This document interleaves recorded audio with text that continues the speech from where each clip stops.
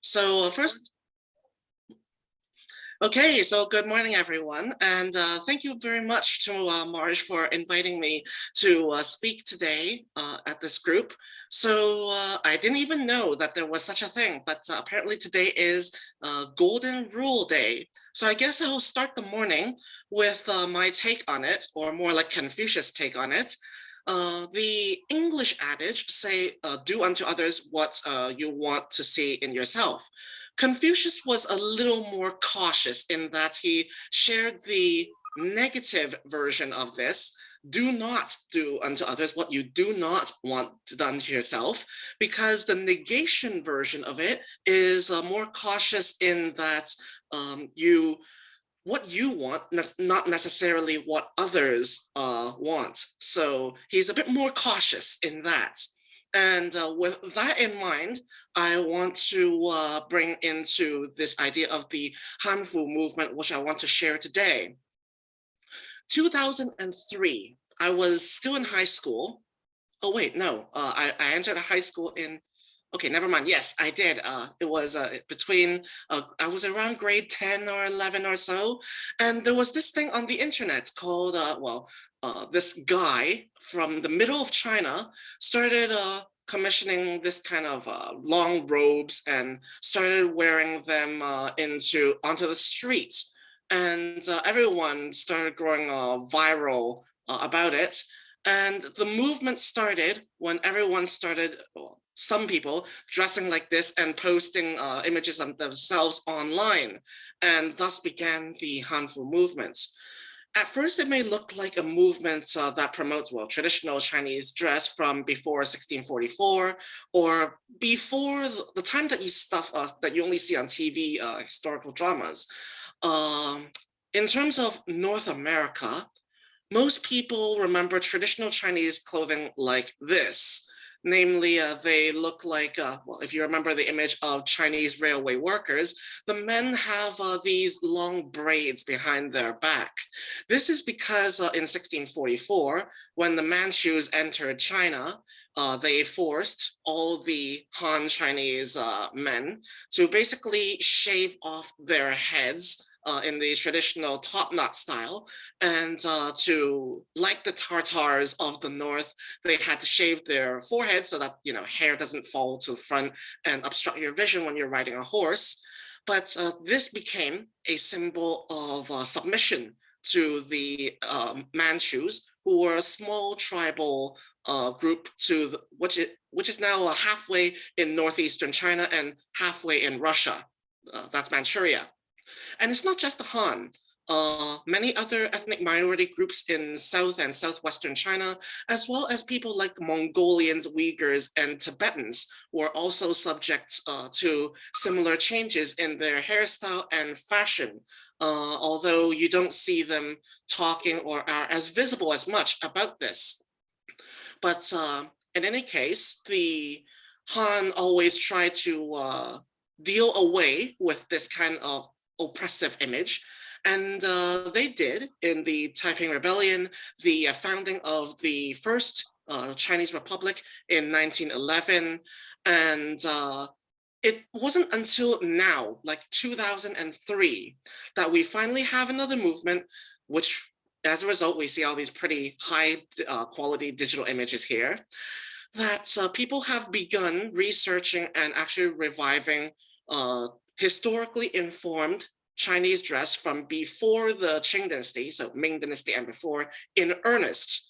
And one of the fundamental differences between the previous movements and now is that this movement was actually founded online by a bunch of overseas Chinese students.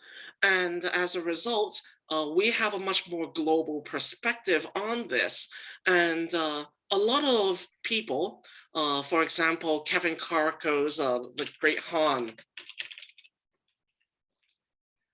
It's a book called The Great Han, Race, Nationalism, and Tradition in China Today, describes this movement as a ultra-nationalist movement intent on basically projecting Chinese sharp soft power and cultural power and turn it into sharp power.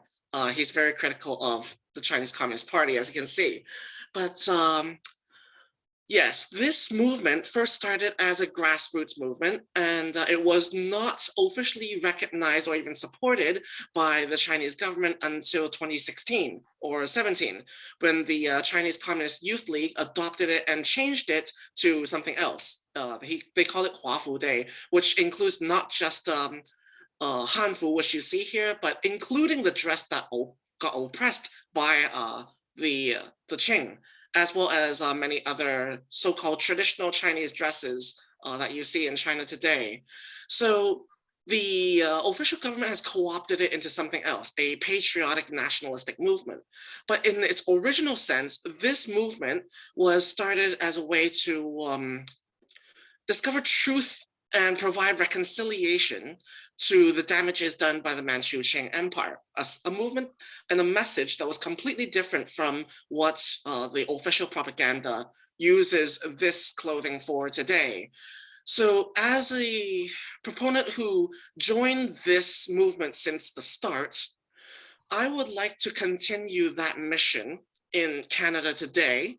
But since the movement wasn't started in Canada, the message isn't exactly quite tailored for the purpose here. So when the movement's pundits or activists promoted this movement here in Toronto, it was not particularly fitting to the mainstream because they don't see the relevance. Well, now I would like to bring forward the idea of Indigenous Canadian truth and reconciliation and bring it to here. Because the Manchu Qing Empire changed the image of the Han Chinese as well as many others in China, what we know as China today, by their image, by their dress, by their interpretation of what is Chinese, by their interpretation of what is considered tradition and pride in their own heritage. So I would like to bring the lessons from this movement and perhaps bring some pointers and hopefully share it with the Canadian process of truth and reconciliation and revive traditional practices which perhaps weren't seen before, or that we can learn about the importance of learning past official narratives or simplistic whitewash narratives about history and bring to, for example, the Chinese community, what it means to be oppressed and oppression and whitewashing of history through genocide and so on.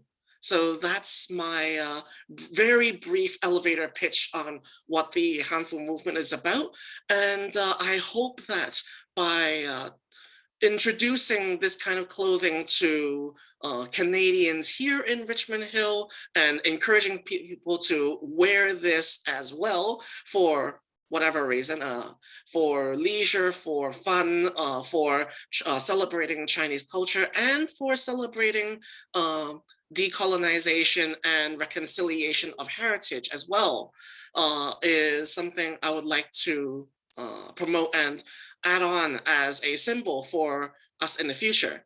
At least when it comes to wearing this kind of clothing, this is the reason and meaning every time when I wear this dress in public.